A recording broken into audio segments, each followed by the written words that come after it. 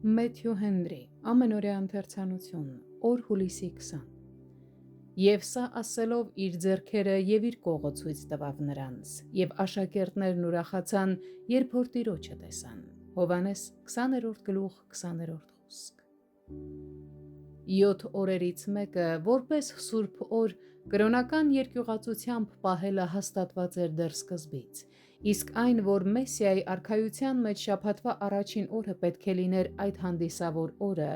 ցույց տրվեց նրանով, որ Քրիստոսը հենց այդ օրը մեկից ավելի անգամ հանդիպեց իր աշակերտներին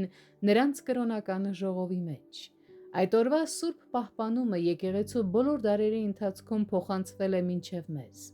Մեր լեզվի վրա չկա որևէ անհավատ խոսք և մեր մտքում չկա որևէ անհավատ միտք, որ հայտնի չլինի Տեր Հիսուսին,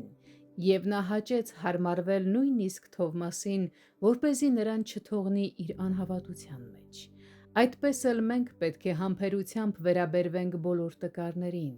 Այս նախազգուշացումը տրված է բոլորին։ Եթե անհավատ ենք, ապա առանց Քրիստոսի ենք և առանց շնորհի,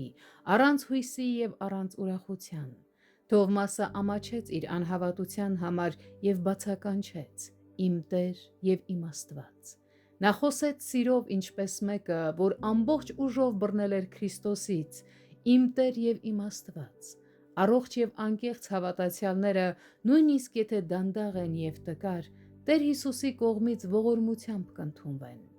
Ավետարանը կարդացողների և լսողների պարտականությունն է հավատալ և ընդունել Քրիստոսի վարդապետությունը։ Մեր Տիրոջ հարության վերաբերյալ կային նաև այլ նշաններ և ապացույցներ, սակայն սրանք գրվեցին, որպեսզի բոլորը հավատան, որ Տեր Հիսուսը խոստացված Մեսիան է, մեղավորների փրկիչը և Աստծո Որդին, և որպեսզի այդ հավատքով նրա ողորմության, ճշմարտության և զորության միջոցով հավիտենական կյանքը ստանան։ Ուրեմն հավատքով լցվենք, որ Հիսուսն է Քրիստոսը, և հենց այդ հավատքով էլ կյանք կունենանք նրա անունով։